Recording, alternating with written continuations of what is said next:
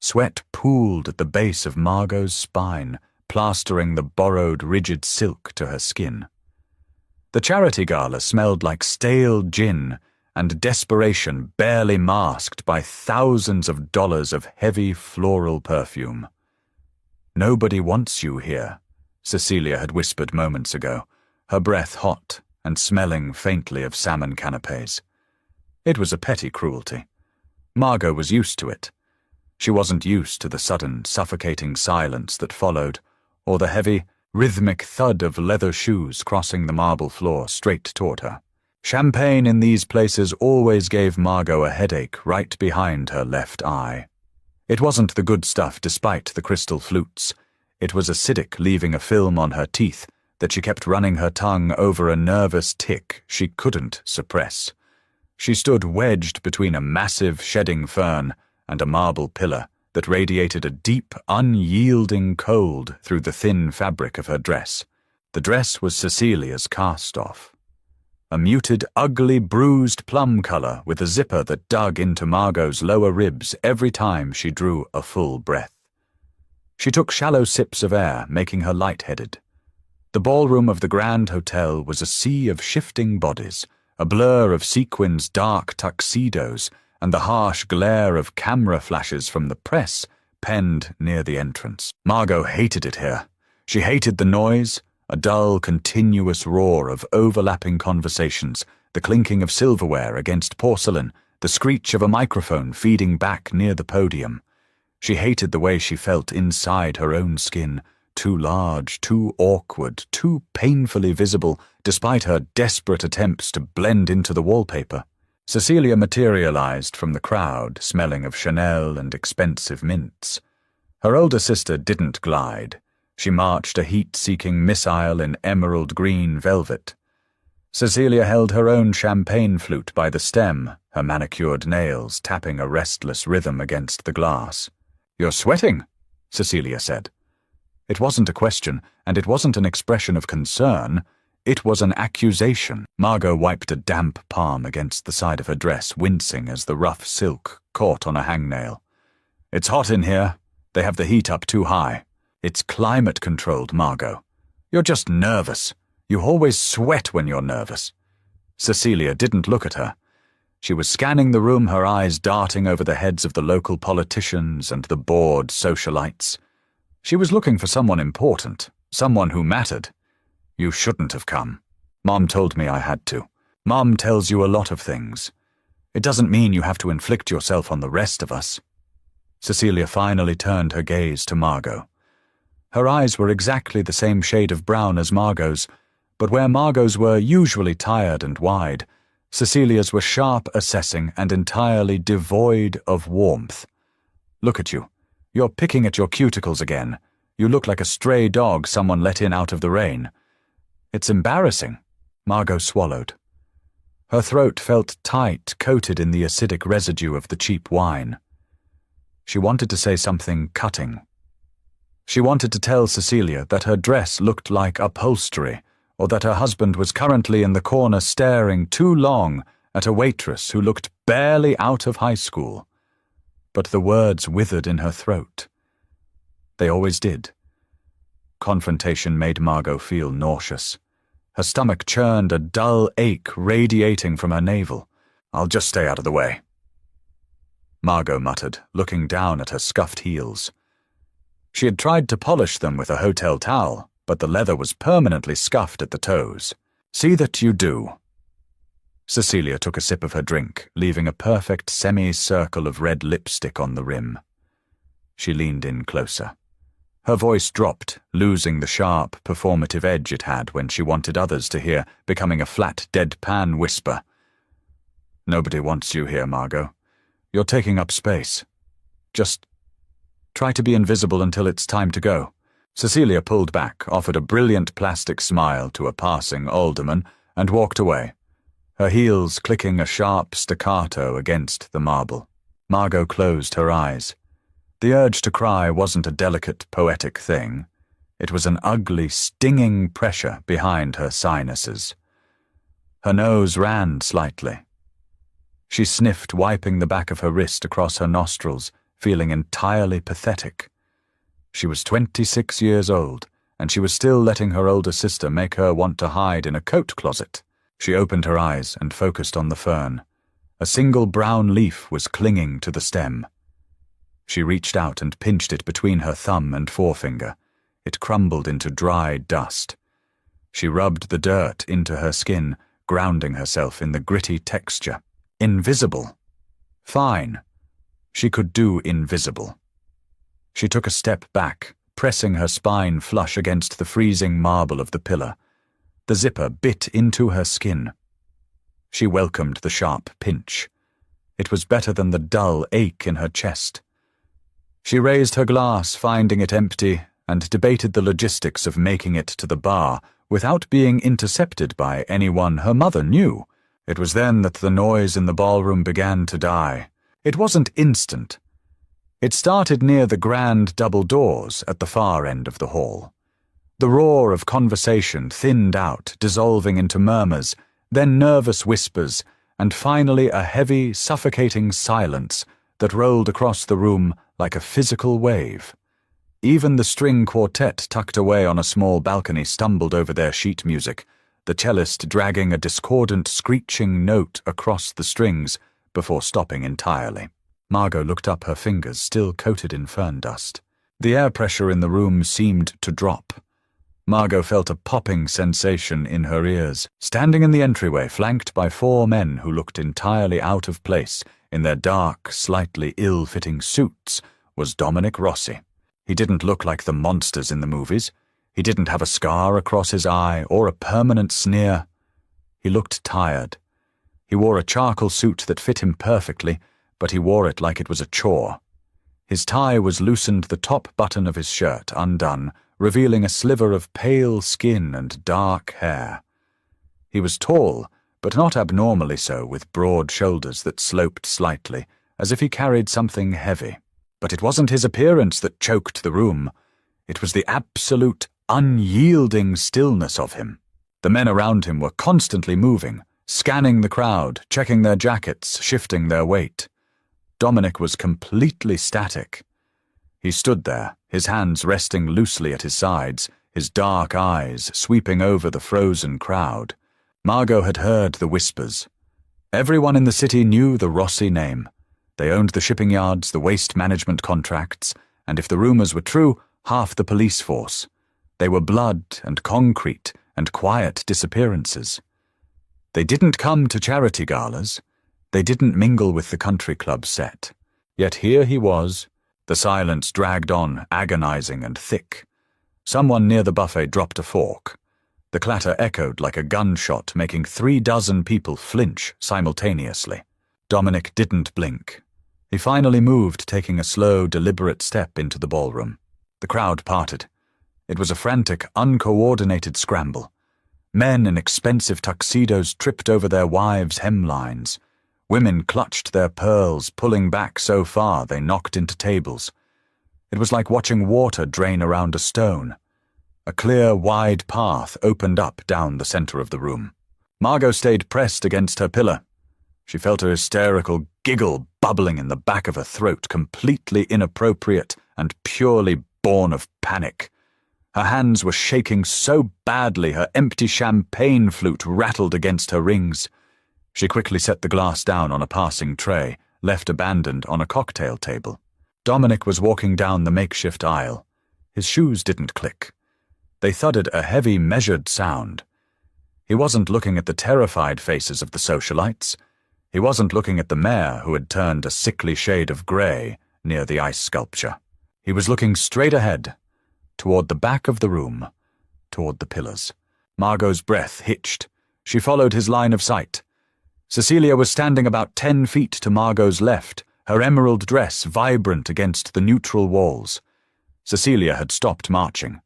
She was standing perfectly still, her chin tilted up, in a desperate attempt to maintain her usual haughty demeanor, but Margot could see the rapid pulse beating at the base of her sister's throat.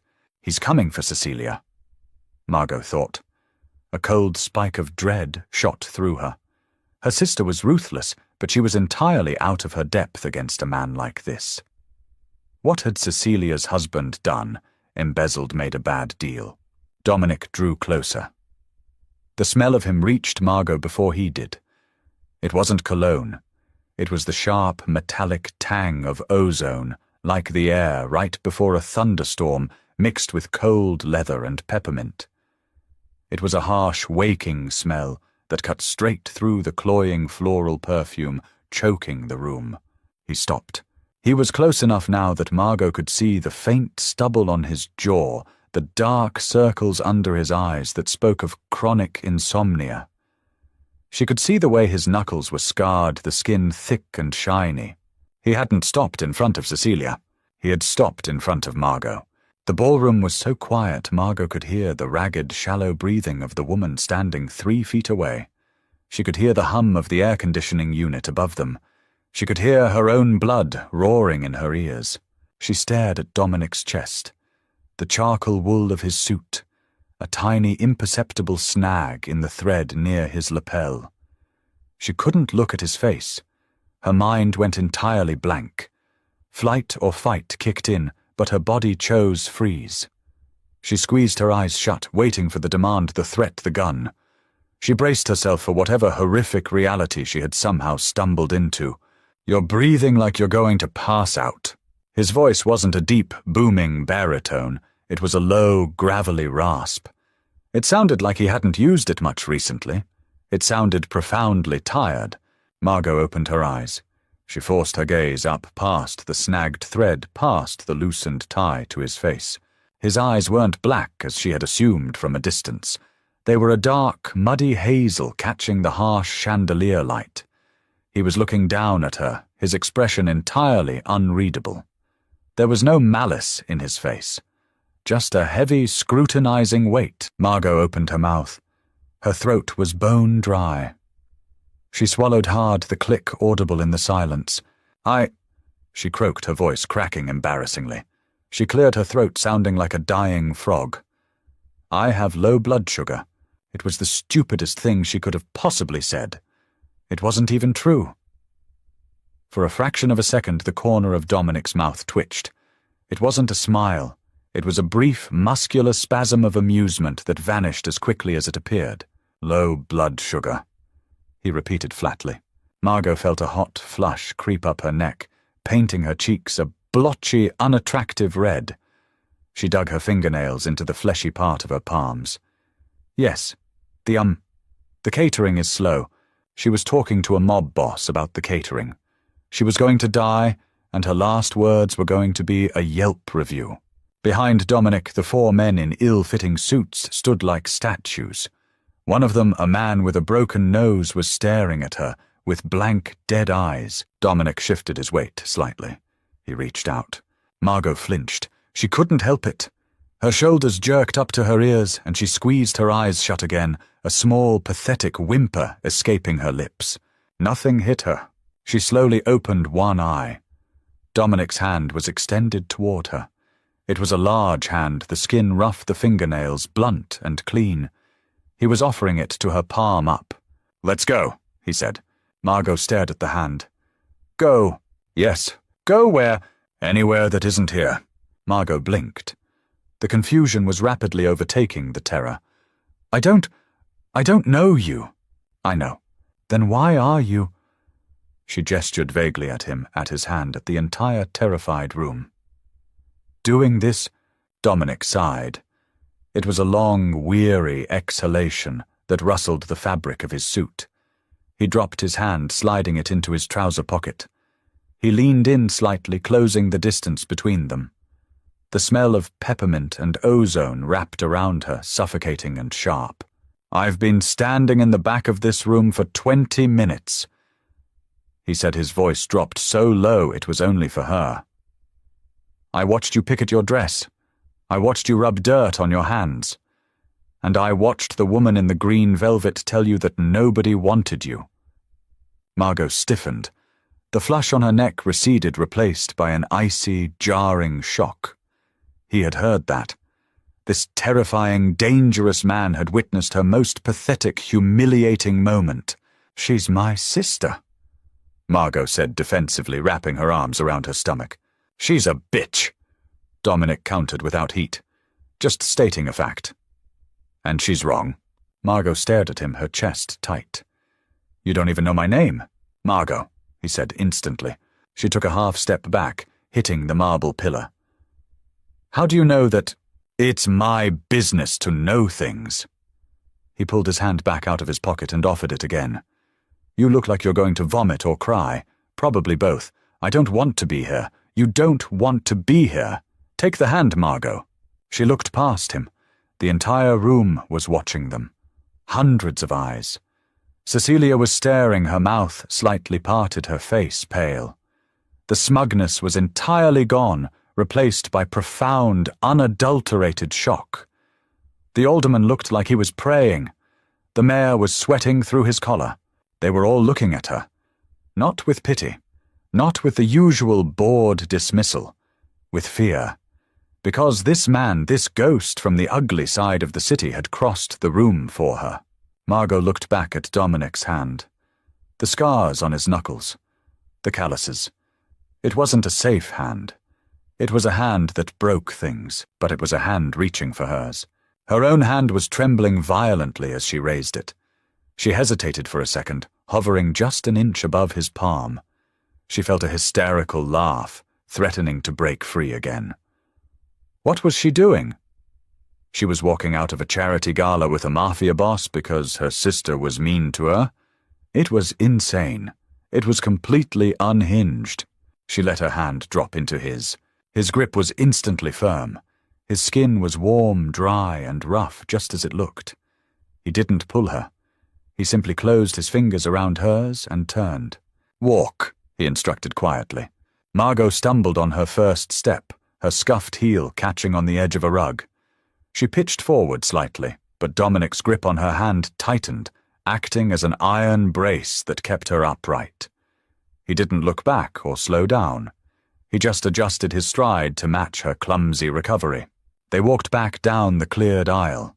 The silence was still absolute. The only sound was the thud of Dominic's shoes and the frantic, uneven clicking of Margot's heels. She didn't look at the crowd. She kept her eyes fixed on the broad expanse of Dominic's back, on the charcoal wool, and the slight tension in his shoulders. She felt the eyes on them. She felt the heat of their stares, the burning curiosity, and the fear. As they passed Cecilia, Margot didn't turn her head. She didn't offer a smirk or a triumphant glance. She just kept walking, her hand swallowed entirely by the rough, warm grip of a man who terrified everyone in the room. They reached the double doors. The 4 men in suits fell into step behind them, seamlessly boxing them in. The heavy wooden doors swung open, pushed by unseen hands, and they spilled out into the plush, carpeted silence of the hotel lobby. The air in the lobby was cooler, smelling of floor wax and old brass. The oppressive weight of the ballroom vanished, replaced by a sudden, dizzying emptiness. Dominic didn't stop. He kept walking toward the revolving glass doors at the front of the hotel. Margot was practically jogging to keep up now. Her breathing was harsh, scraping in her throat. The reality of what she had just done was crashing down on her. She had just left with Dominic Rossi. She was in a convoy of large armed men. "Wait!" she gasped, pulling back on his hand. He stopped instantly. The 4 men behind them stopped. It was a terrifyingly synchronized halt. Dominic turned to face her. The hotel lobby lighting was softer, less aggressive than the chandeliers casting long shadows across his face. He looked at her hand, still securely held in his, and then up to her face. Margot panted, her chest heaving. Her hair had frizzed from the sweat on her neck, sticking to her cheek. She knew she looked like a disaster. "I don't have my coat. I left my coat at the check." It was another stupid, mundane thing to say. Dominic stared at her for a long, heavy moment. Then he looked at one of the men behind him, the one with the broken nose. "Get her coat," Dominic said. The man didn't blink. "What does it look like, boss?" Dominic looked back at Margot. "What does it look like?" It's a beige trench coat. "From Target."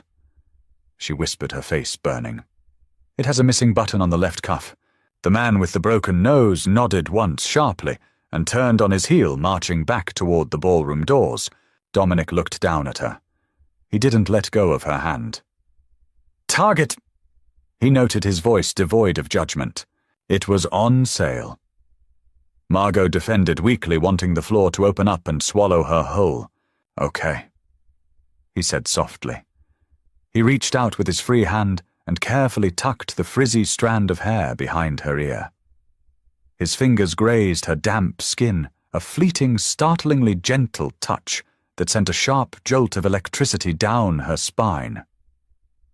"We'll wait for the coat." Broken Nose returned in under 3 minutes.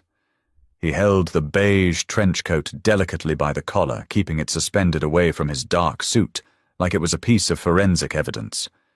He extended it toward Margot without a word.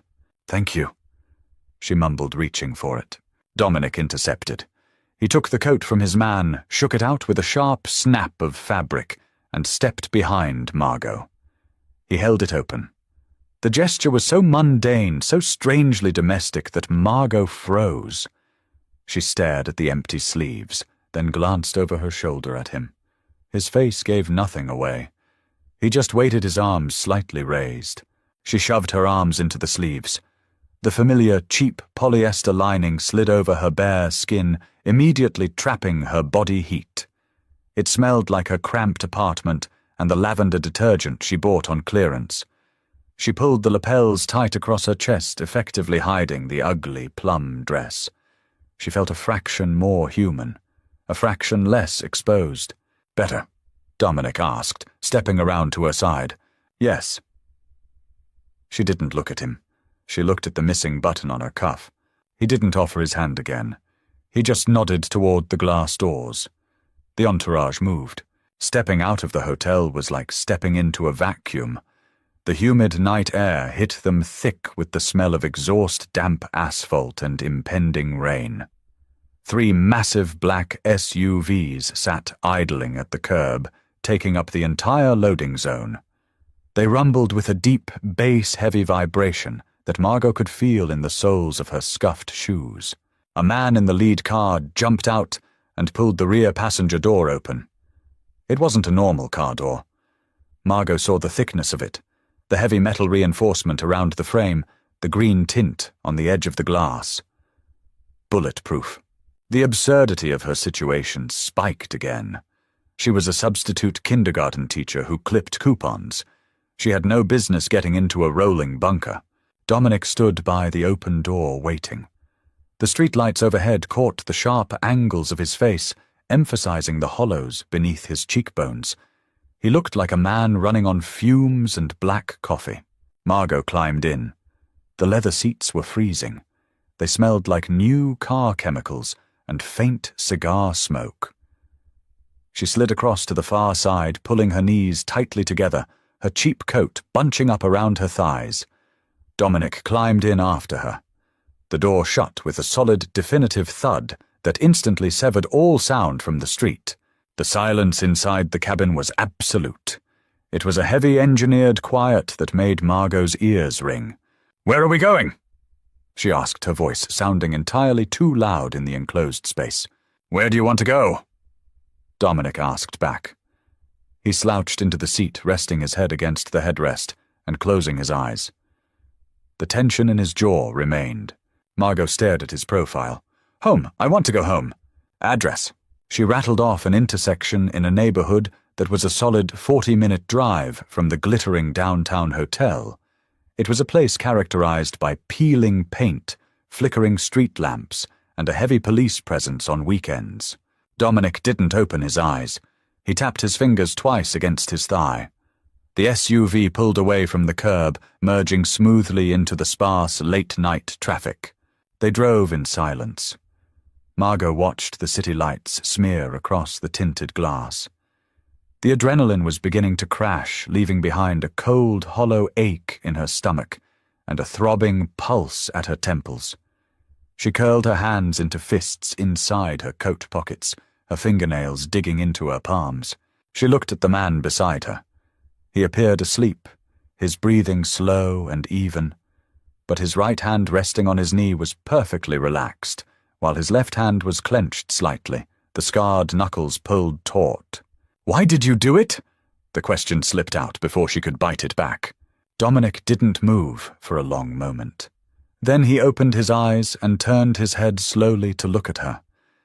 The streetlights passing by cast rhythmic scrolling shadows across his face. "Do what?" he asked, his voice rasping. "Cross the room. Take me out of there." She swallowed her throat dry.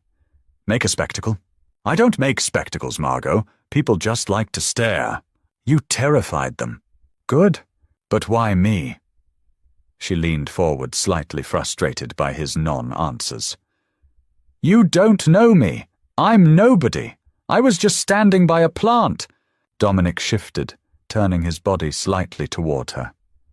The space between them suddenly felt very small. "I know you're Cecilia Vance's sister. I know your brother-in-law owes a substantial amount of money to people who aren't me, and he's currently trying to secure a loan from people who are me to cover it." Margot went cold. Her stomach dropped. "He owes you money." "Not yet." Dominic watched her closely. "I went to that gala to look at him, to see how he carried himself under pressure. He carried himself like a coward." Margot looked down at her hands. "So you used me to get back at him to send a message. If I wanted to send a message to your brother-in-law, I wouldn't use you," Dominic said flatly. The brutal honesty in his tone left no room for doubt. "I'd use a crowbar." Margot flinched. Dominic sighed, running a hand over his face, rubbing at the stubble on his jaw. It made a rough, scratchy sound. "I was leaving. I had seen enough. And then I saw you." He dropped his hand, his gaze locking onto hers in the dim light. "I saw you rubbing the dirt from that fern into your hands, grounding yourself. I do that. With coin. With anything I can find." Margot looked at his scarred hands. "And then I heard your sister." Dominic continued, his voice dropping a fraction. "I heard her tell you that nobody wanted you there, and I watched you just take it. You just absorbed it like a sponge. I'm used to it." Margot whispered, feeling a fresh wave of humiliation. "You shouldn't be." He leaned back against the headrest. "I crossed the room because I wanted to. Because I hate those people. Because I hate the way they breathe, the way they talk, the way they look at each other. And for a second I wanted to watch them all panic, because the boogeyman walked up to the girl they were actively ignoring." He closed his eyes again. "It was petty. I apologize." Margot sat in stunned silence. A mob boss had just apologized to her for weaponizing her wallflower status to terrorize a room full of socialites. It was so bizarre, so twistedly honest, that a short, sudden laugh tore out of her throat. Dominic's eyes snapped open. Margot clapped a hand over her mouth, but another giggle escaped. It was the adrenaline. It was the absurdity. It was the fact that she was in a bulletproof car with a murderer, and he was being more emotionally transparent with her than her own family had been in 26 years. Dominic stared at her, and slowly the corner of his mouth twitched again. This time it held. A small, genuine, crooked smile. "You're laughing," he said, sounding genuinely surprised. "I'm losing my mind," Margot corrected, dropping her hand from her mouth.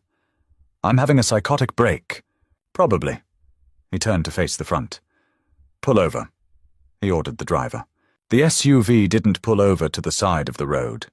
It swung abruptly into a pothole-ridden parking lot, the tires crunching over loose gravel and broken glass. Margot looked out the window. It was a 24-hour diner.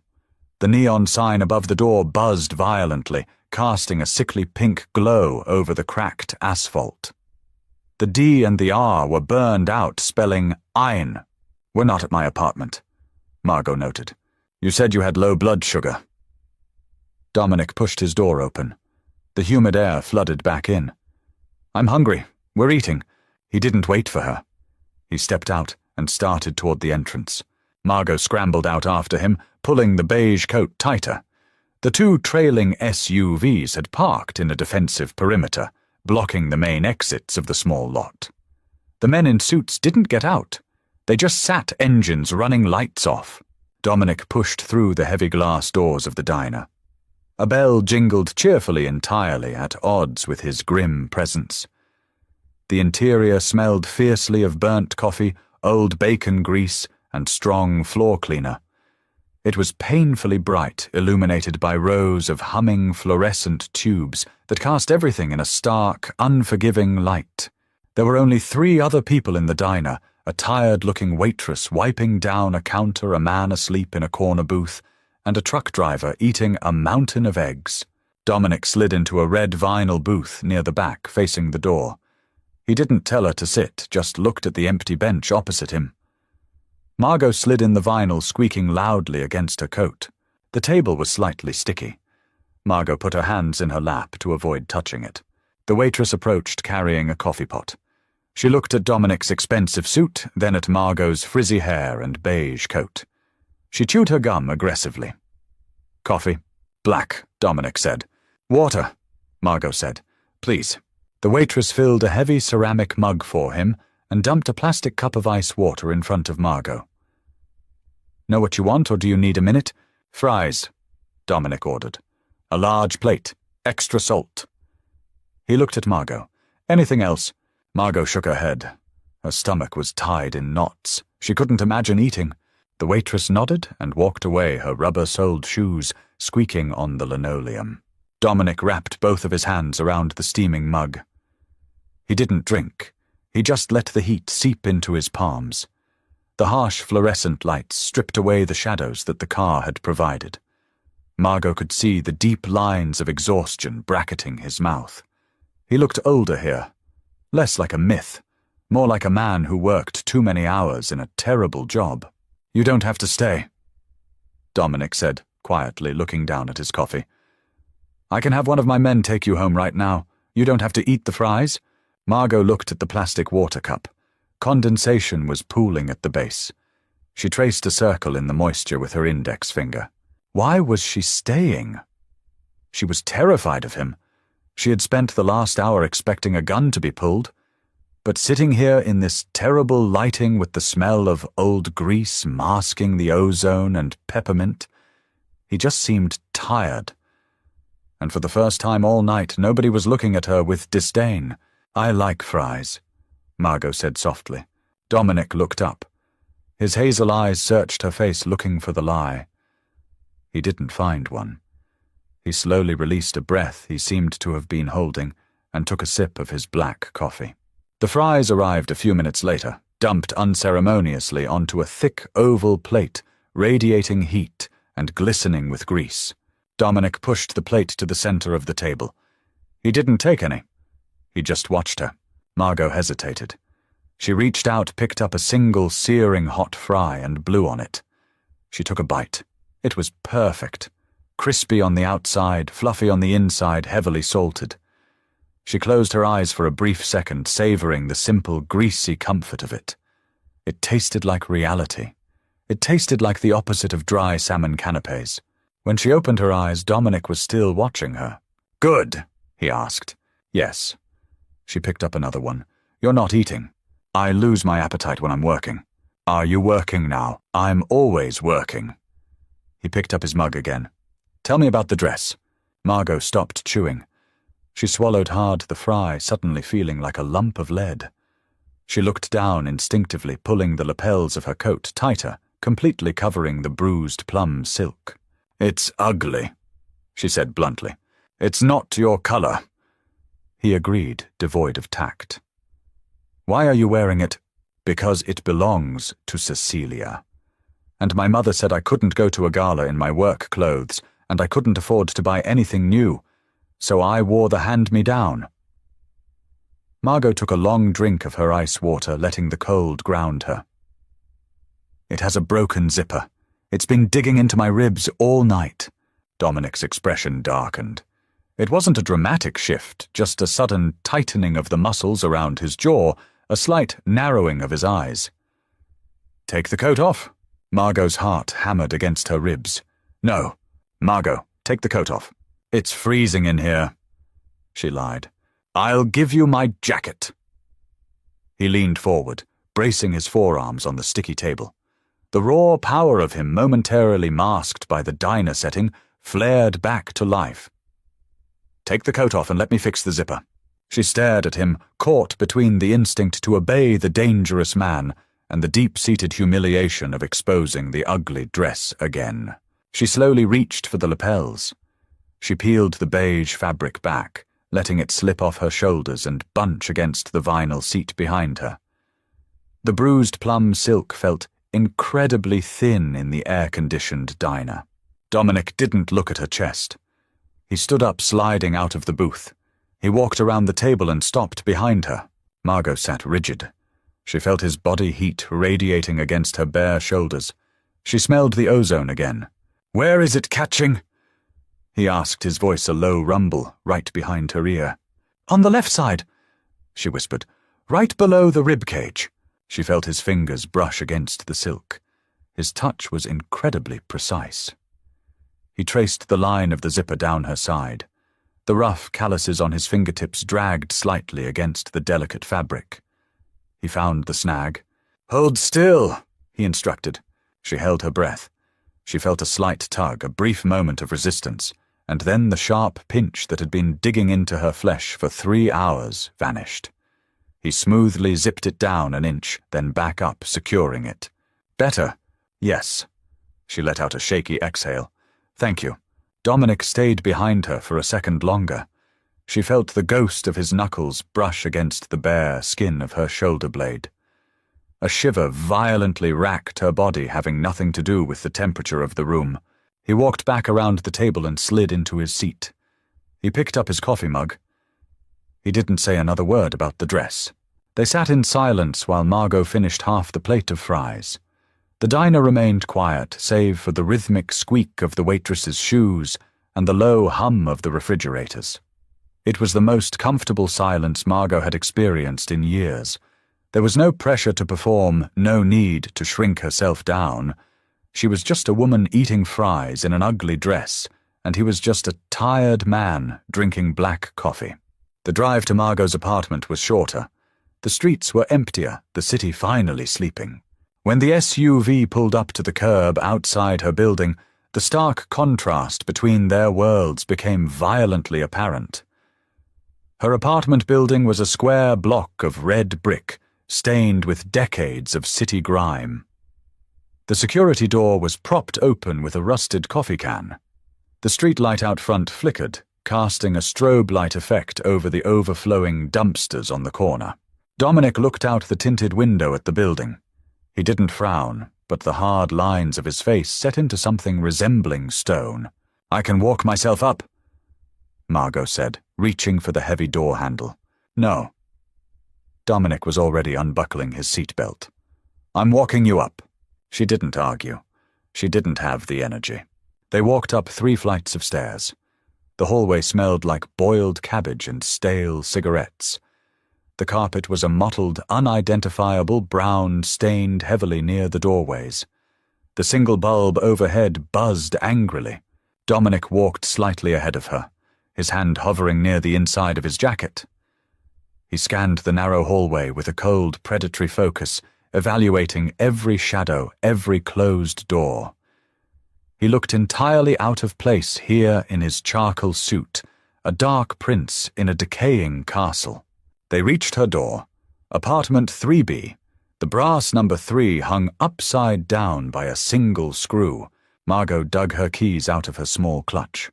Her hands were shaking again, but not from fear this time. It was the adrenaline crash, the exhaustion and the sudden acute awareness that this surreal night was ending. She was going back into her small, quiet life, and he was going back to whatever it was he did in the dark. She jammed the key into the deadbolt and turned it. It stuck as it always did. She had to jiggle it fiercely before the mechanism finally yielded with a loud clank. She pushed the door open, revealing the small, cramped entryway of her apartment. She didn't turn on the light. She turned to face him. He was standing close, taking up most of the hallway. The overhead light cast shadows into the hollows of his eyes, making them look completely black. "Thank you," Margot said, her voice sounding thin in the quiet hallway. "For the fries. And for the zipper." "You're welcome." He didn't move to leave.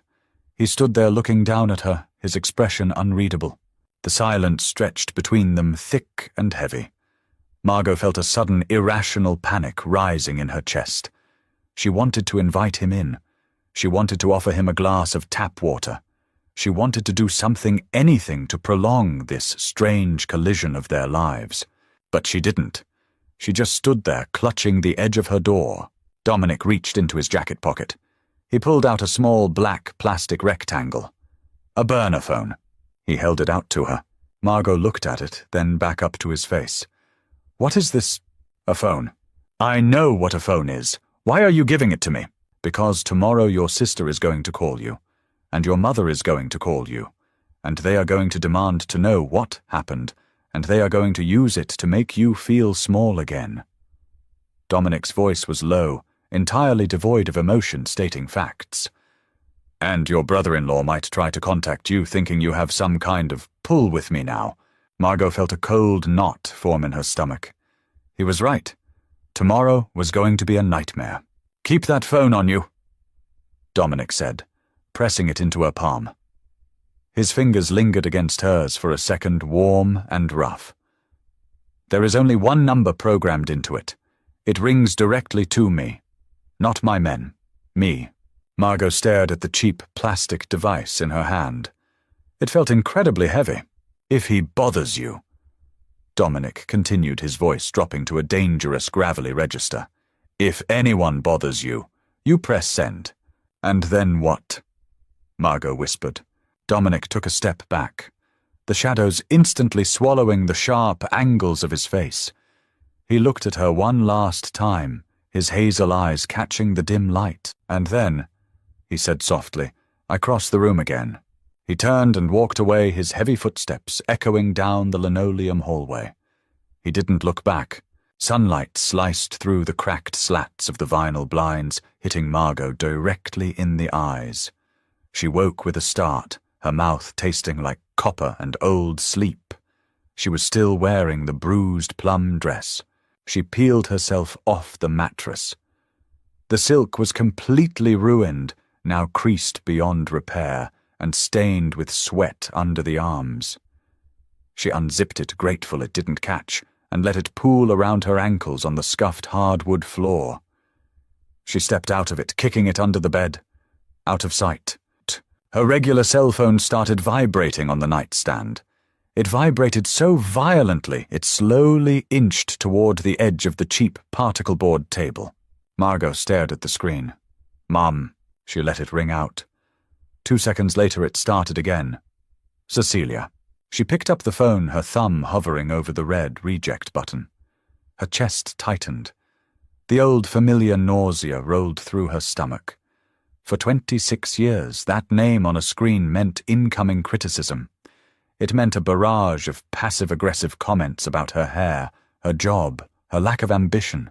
Margot pressed the power button, holding it down until the screen went entirely black. She tossed the dead phone onto the unmade bed. The silence in the apartment was absolute, save for the distant rumble of a garbage truck grinding down the avenue. Margot walked into her tiny bathroom. The fluorescent bulb flickered on, casting a sickly yellow hue over the peeling linoleum. She splashed cold water on her face, shivering as it dripped down her neck. She looked at her reflection. She didn't look different. She still had the same dark circles under her tired brown eyes, the same unremarkable features, but her right coat pocket hanging on the back of the bathroom door felt heavy. She reached inside the beige polyester and pulled out the black burner phone. It was completely smooth, devoid of any logos or identifying marks. It felt cold against her palm. "If he bothers you, if anyone bothers you." Margot set the burner phone gently on the porcelain edge of the sink. She showered, scrubbing the smell of stale gin and diner grease off her skin, scrubbing until her skin turned pink and raw. She dressed in her usual armor, a grey, oversized sweater, faded denim and flat, sensible shoes. The walk to the elementary school where she was substituting took 20 minutes. The morning air was sharp-smelling of wet asphalt from a brief overnight rain and the exhaust of idling buses. By the time she reached the school gates, her hands were shoved deep into her pockets. Her right hand was wrapped tightly around the plastic rectangle. The day was a blur of construction paper, spilled glue, and high-pitched voices. The sensory overload usually drained her, but today it was a welcome distraction. The smell of cheap wax crayons and institutional floor wax grounded her. It was normal. It was safe. At 3:15, the final bell rang. The stampede of children cleared out, leaving behind a profound, ringing silence in the classroom. Margot stayed late, wiping down desks with chemical-smelling antibacterial wipes. She was stalling, and she knew it. She couldn't stay in the classroom forever. The sun was beginning to dip behind the taller office buildings as she walked the 6 blocks back to her apartment. The shadows stretched long and distorted across the pavement. She turned the corner onto a street. Richard was leaning against the brick wall next to her building's entrance. Margot stopped dead on the sidewalk. Her breath caught a sharp inhalation that scraped her throat. Richard looked awful. He was still wearing the trousers from his tuxedo the night before, but the jacket was gone, his white dress shirt wrinkled and stained with yellow sweat at the armpits. His hair, usually slicked back, was erratic and greasy. He was aggressively chewing a thumbnail, his eyes darting up and down the street. He saw her. He pushed himself off the brick wall, nearly stumbling in his expensive leather shoes. "Margot," he rasped. His voice sounded like he had spent the night screaming. She took a step back, the instinct to flee warring with the heavy paralysis in her legs. "Richard, you shouldn't be here." "Where the hell have you been?" He closed the distance between them entirely too fast. He smelled strongly of sour, sweat-stale scotch and pure, unfiltered panic. "I've been calling your phone all day. Cecilia has been calling. Your mother has been calling. My phone is off." "Turn it on." He barked, spit flying from his bottom lip and landing on Margot's cheek. She didn't wipe it off. She was frozen. "Do you have any idea what you did last night? Do you have any idea the position you put me in?" "I didn't do anything," Margot said, her voice dropping to a low, defensive whisper. He walked up to me." "Don't lie to me." Richard lunged forward, grabbing her upper arm. His grip was bruising. His fingers dug into her bicep, pinching the nerve. Margot gasped, pain flaring white-hot up to her shoulder. "Let go of me," she choked out, trying to pull away. Richard held tighter, shaking her slightly. "You know him. You have to know him. Nobody just walks out with Dominic Rossi unless they're involved. Are you sleeping with him? Is that it? You're letting that animal touch you?" The disgust in his voice was visceral. "Richard, you're hurting me. Listen to me, you stupid bitch." Richard snarled, leaning his face so close she could see the burst capillaries in his nose. "I owe his people a lot of money. They came to the house this morning. They gave me 48 hours. 48 hours, Margot. You're going to call him? You're going to tell him to back off? You're going to use whatever leverage you have, or I am dead. Do you understand me? Dead." Margot stared into his bloodshot eyes. She saw the sheer pathetic terror there, hiding just beneath the cruelty.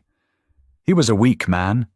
He had always been a weak man, hiding behind Cecilia's sharp edges, and right now he was using his physical strength against her, because it was the only power he had left. "I don't have his number," Margot lied, her voice steadying. The panic was receding, replaced by a sudden icy clarity. "Liar." Richard squeezed harder, his thumb grinding into the muscle. "Give me your phone. Give it to me now." He reached with his free hand, blindly pawing at her grey sweater, trying to find a pocket. Margot didn't scream. She didn't cry. She slid her left hand into her jeans pocket. Her fingers closed around the smooth black plastic. The button was raised slightly in the center. She didn't need to look at it. She pressed it down. It yielded with a soft, barely perceptible click. Richard was still digging at her sweater, his breathing ragged. "Where is it? Give me the damn phone, Margot, I swear to God!" Margot pulled her hand out of her pocket. She raised the cheap burner phone to her ear. "What is that?" Richard spat, freezing. The phone didn't ring. There was no dialing tone, just a half-second of dead air and then a voice. "Where?" It was one word. It wasn't a greeting. It was a demand clipped and vibrating with a low, terrifying tension. Margot didn't take her eyes off Richard. "Outside my apartment building." Richard's face drained of color. He let go of her arm, as if her skin had suddenly caught fire. He stumbled back a step, staring at the small black object pressed against her ear. "Who is that?" Richard whispered, his voice cracking violently. "Stay exactly where you are." Dominic's voice crackled through the tiny speaker. The sound of a heavy door slamming shut echoed in the background, followed by the roar of an engine turning over. 2 minutes. The line went dead. Margot lowered the phone. She looked at Richard. The absolute horror dawning on his face was a physical thing. His jaw slacked. He looked from the phone to her face and back again. "You called him—" Richard breathed, taking another step back. His hands began to shake. "You actually called him?" "I told you to let go of me," Margot said quietly. Her arm throbbed a dull, deep ache that she knew would turn purple by morning. Richard turned to run. He didn't make it to the end of the block. The squeal of tires was deafening. 2 black SUVs careened around the corner, ignoring the stop sign entirely. They didn't slow down to park. They slammed on the brakes, the heavy chassis lurching forwards, tires smoking, as they skidded to a halt directly onto the sidewalk, blocking Richard's path. The doors didn't open. They burst outward. 4 men poured out, moving with a synchronized, terrifying fluidity. Broken Nose was the first one to reach Richard. He didn't draw a weapon. He didn't say a word. He just grabbed Richard by the collar of his ruined dress shirt and slammed him backward against the brick wall of the corner bodega. The impact made a sickening thud. Dust rained down from the mortar. Richard let out a high-pitched, reedy sound like a deflating tire. His legs gave out, but Broken Nose held him pinned against the wall, his feet dangling an inch off the concrete. The rear door of the second SUV opened slowly. Dominic stepped out. He wasn't wearing a suit today. He wore a dark, heavy Henley shirt that clung to his broad shoulders and dark jeans. He looked less like a businessman and more like the enforcer he used to be. The smell of exhaust and burning rubber hung thick in the air, instantly swallowed by the sharp tang of ozone as he walked. He didn't look at Richard. He walked straight to Margot. The street was entirely silent. The few pedestrians who had been walking had either ducked into stores or vanished down alleys. It was just them, the idling engines, and Richard's erratic, wheezing breaths. Dominic stopped 2 feet away from her. His chest was rising and falling in slow, controlled measures, but his eyes were frantic. He scanned her face, her neck, her grey sweater. "Are you hurt?" His voice was entirely devoid of its usual gravelly calm. It was sharp. "Urgent." "No," Margot said. She lied automatically, an old reflex. Dominic's eyes tracked down. He looked at her left arm. She was holding it slightly away from her body, her hand cupping the opposite elbow. He reached out. He didn't grab her. He gently pushed her sleeve up. The skin on her bicep was already inflamed, angry red finger marks pressing deep into the pale flesh. Dominic stared at the marks. A muscle feathered in his jaw. The temperature on the sidewalk seemed to drop 10 degrees. He slowly lowered her sleeve. He didn't say anything to her. He turned his head slowly, his gaze finally fixing on the man pinned against the brick wall. Richard was sobbing. Actual tears were cutting tracks through the grime on his face. Dominic began to walk toward him. His footsteps didn't thud this time. They were completely silent. He moved like a shadow detaching from a wall. Broken Nose stepped back, dropping Richard to the concrete. Richard crumpled onto his hands and knees, gasping for air, clutching his chest. Dominic stood over him. He looked down at the pathetic, weeping man with an expression of profound, chilling boredom. "I was going to give you 48 hours to liquidate your assets and pay what you owe," Dominic said. His voice was quiet. It carried perfectly in the silent street. "I was going to let you walk away poor but breathing. I'm sorry," Richard babbled, staring at Dominic's boots. "I didn't know. I swear to God, Mr. Rossi, I didn't know she was yours. I didn't know." Margot flinched at the word. Yours. Dominic didn't correct him. He crouched down, balancing easily on the balls of his feet. He rested his forearms on his knees, bringing his face level with Richard's. "You put your hands on her," Dominic stated softly. "I was desperate!" Richard screamed, spittle flying from his lips. "She wouldn't give me the phone, I just needed to talk to you." Dominic sighed. He reached out with terrifying speed. His hand clamped around Richard's throat, cutting off the scream instantly. He didn't squeeze to kill, he squeezed just enough to paralyze. "You are going to go home," Dominic whispered, his face inches from Richard's terrified eyes. "You are going to pack a single bag. You are going to leave this city tonight. If I see you tomorrow, if I hear your name, if you so much as send a text message to your wife or her sister," Dominic leaned in closer, "I will not send my men. I will come myself, and I will take you apart, piece by piece." He let go. Richard collapsed onto the pavement, hacking violently, clawing at his throat. Dominic stood up. He didn't look back at the man on the ground. He turned and walked back to Margot. "Get in the car," he said. It wasn't a request. Margot climbed into the back of the SUV. The heavy door slammed shut, cutting off the sound of Richard's coughing and the distant wail of a siren. Dominic slid in next to her. The car immediately pulled away from the curb, merging smoothly into the evening traffic, leaving her old life bleeding out on the pavement behind them. The silence in the cabin was thick, but it wasn't the terrified silence of the night before. It was heavy with adrenaline and unsaid things. Margot leaned her head back against the leather headrest. Her arm throbbed a steady rhythmic pain that matched her heartbeat. She turned her head to look at the man sitting beside her. He was staring out the window. His jaw clenched so tightly the muscles jumped beneath his skin. The knuckles of his left hand resting on his knee were white. "You didn't kill him," she said softly. Dominic didn't look at her. "Do you want me to—" Margot thought about it. She thought about Cecilia crying over a coffin. She thought about the police. She thought about the cold, dead look in Broken Nose's eyes. "No. Then he lives." Dominic finally turned his head. His hazel eyes were dark, catching the passing streetlights. For now. He reached into the small compartment between the seats and pulled out a first aid kit. He unlatched the plastic box with one hand, pulling out an instant cold pack. He cracked it, shaking it vigorously until the chemicals reacted, turning the plastic freezing cold. "Give me your arm," he ordered quietly. Margot hesitated, then offered her bruised arm. Dominic pushed her sweater sleeve up again. He didn't wince when he saw the darkening bruises, but his breathing grew fractionally shallower. He pressed the cold pack gently against the inflamed skin. His touch was absurdly careful.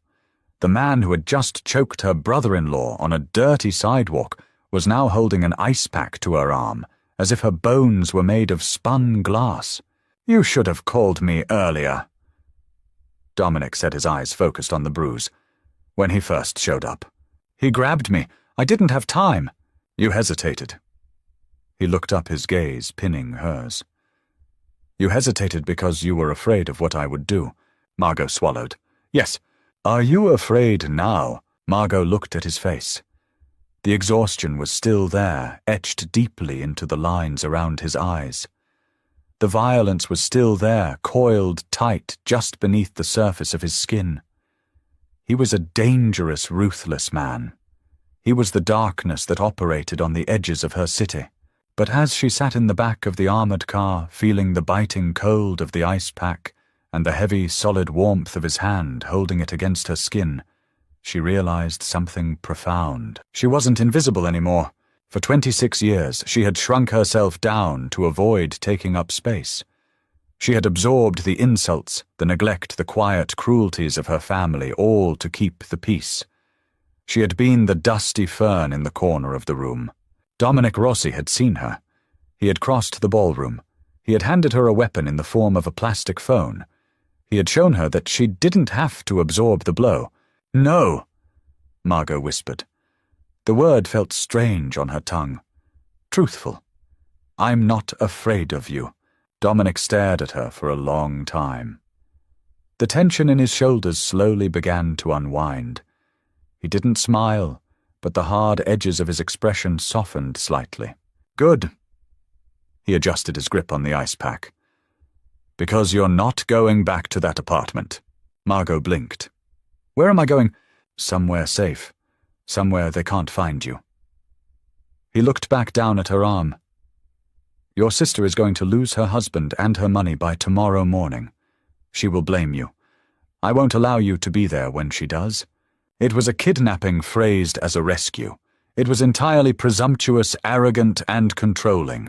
Margot felt a flutter of panic, but it was quickly swallowed by a deep, hollow relief. She didn't want to go back to the peeling linoleum. She didn't want to face Cecilia's wrath. She didn't want to be the punching bag anymore. "Okay," Margot said quietly. Dominic's head snapped up. He looked genuinely surprised. Okay. She leaned closer to him, letting the heavy silence of the armored car wrap around them. The smell of ozone and peppermint filled her lungs. It didn't smell like a thunderstorm anymore. It smelled like an anchor. "I'm not going back." Dominic's hand slipped slightly, his rough fingers brushing against the bare skin of her wrist. He didn't pull away. He just watched her, his thumb slowly tracing the line of her pulse. The wallflower was dead, and as the black SUV vanished into the heavy shadows of the city night, Margot closed her eyes, finally feeling the terrifying, beautiful weight of being seen. If you felt the tension and raw emotion of Margot and Dominic's story, hit that like button right now. This wasn't your typical fairy tale. It was dark, gritty, and deeply human. Did Margot make the right choice getting into that car? Let me know your thoughts in the comments below. Don't forget to subscribe and click the bell icon so you never miss another intense, immersive story. Share this video with a friend who loves a good mafia romance with real emotional stakes. Thanks for watching, and I'll see you in the next dark chapter.